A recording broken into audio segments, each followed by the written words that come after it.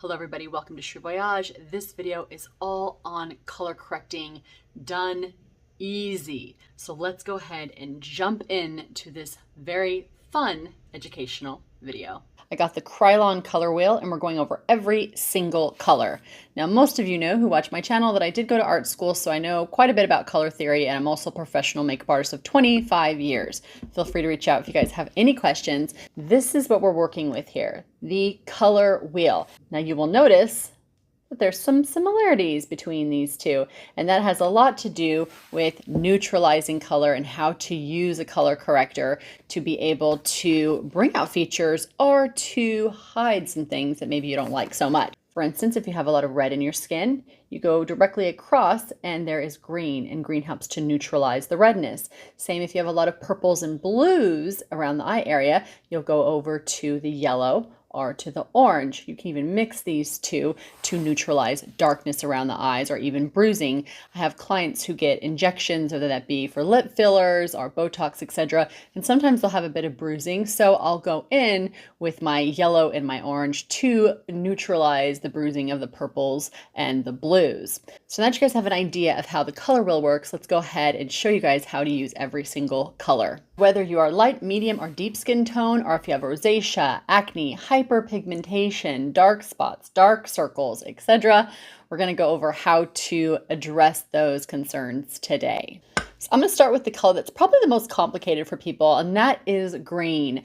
Green, when not done correctly, can leave a pretty intense cast on the skin, even when you put foundation on top. If you don't blend it in really well, you'll kind of see it come through the makeup. So what you want to do is just use a very little bit. And the brush I'm going to use today is just a small domed brush. Let me go ahead and grab that. I'm going to add a little bit here.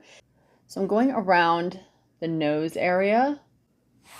Hopefully you can see it just kind of kicked back that redness. Adding a bit more. I'm going to go on my cheek where it's got a little bit of pink. And you'll see me use my fingers a lot, which I do a lot on my channel anyways, because our fingers have heat and oil, so it helps to kind of soften those pigments. Hopefully you can see, look at how the green took away a lot of that pink. See the difference there? Let's get into yellow. Great for purples and blues, great for brightening under the eyes, wonderful for any bruising, especially those of you who do any type of injectables.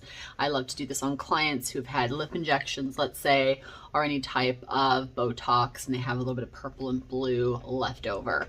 So I'm gonna take the same brush, cleaned it off, and add a little bit of yellow to the areas that I want to neutralize purples and blues around usually the side of the nose. And if you have a prominent nose like I do, where the bridge is higher up, the skin is going to be more tight around the inner corner of the eye because the veins are sitting closer to the skin. Therefore, the purple and the blue are showing up more.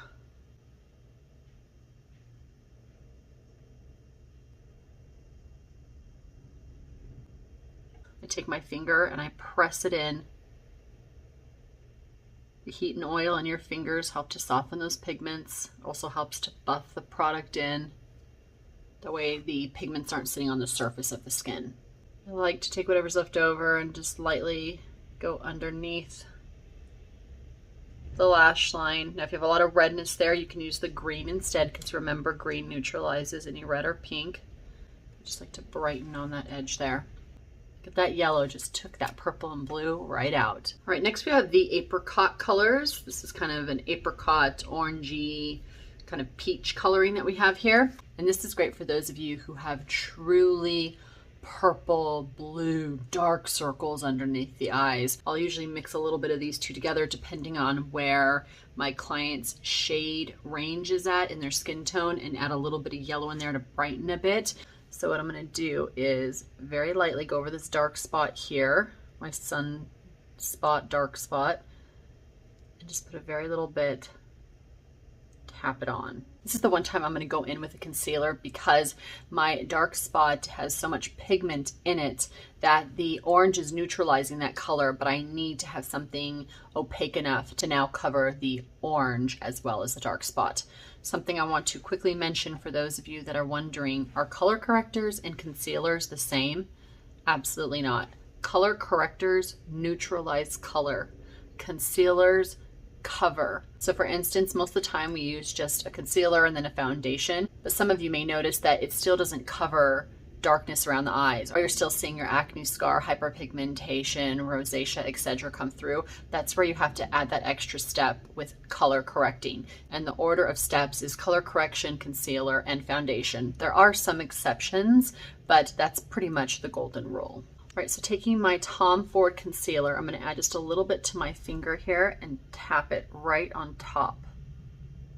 And you're going to see how incredible this is when it comes to covering this dark spot. It pretty much just erases it. Now, if you just went in with a concealer, what ends up normally happening on top of a dark spot, age spot, or anything with like a dark color is that it will make it look ashy. So you definitely need a color corrector to take away the color or neutralize it, then put your concealer on top. Now heading to the bluish color, the lilac kind of lavender color. This is great if you have sallow skin.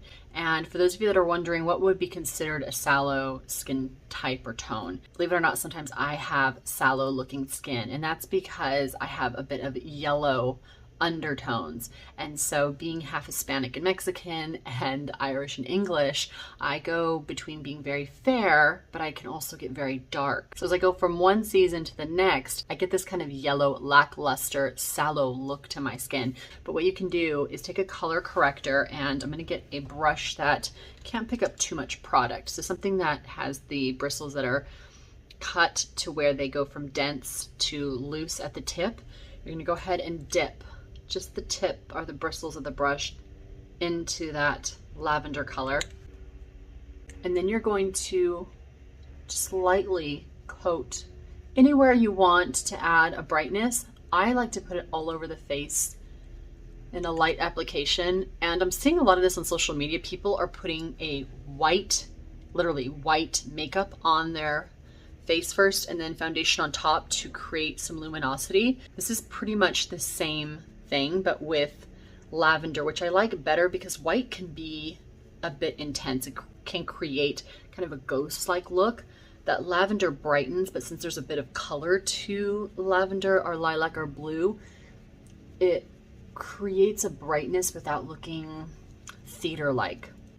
Hopefully you guys are able to see that it just brightened my overall complexion. And I know I have a fair complexion, so it's going to naturally be bright, but I really want you to see if you've noticed that it kicked back the yellow. So for instance, I didn't put any up here. See, I'm a little bit more kind of gold compared to down here. Now, for those of you who are a medium to deep skin tone, who think that these colors will be a bit too light for them, what you're going to do is go into these colors over here to get a brightening effect. So instead of this color, you can go and use this color. You can add a little bit of this, which is fine, to brighten the complexion, but basically you want to get closer to your skin tone range. And can we take it a step further? Absolutely. You're going to go for the pink kind of white color over here. There's a little bit of yellow in there, but I also see a little bit of pink when I turn it into the light. And this is where you can use this as a highlighter or to go back in and brighten where you want a little bit more of a awake look to the skin, especially for me around the eyes. So I'm going to grab my little brush here and just put a little bit on the tip and work just in that corner and around the edge and tap. You're going to see right away just how much this brightens. You need very little. Look at the difference. Let me go down the nose to highlight. Go over here to highlight as well. To lift and really open that eye area up and add a little to the brow bone.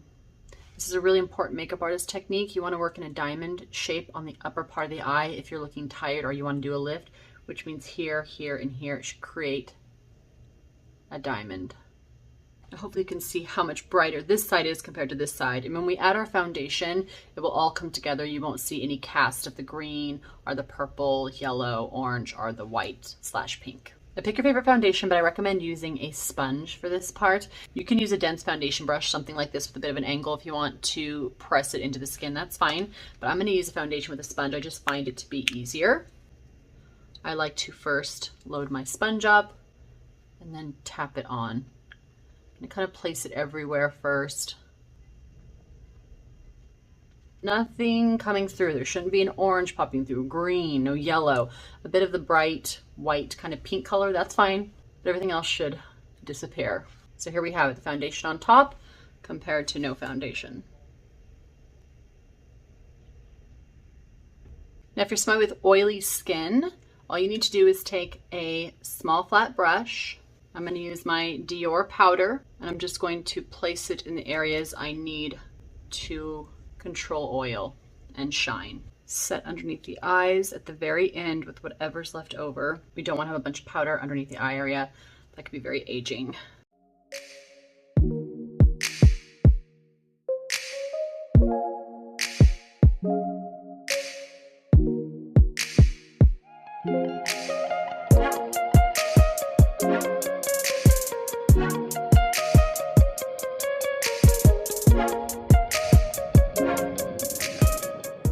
As you saw, I took a lipstick for the cheeks, the lips, added a little bit of the Kosas Lip product, and then the Nars eyeshadow that has a little bit of twinkle in it. And this just creates a nice bright look to the lids.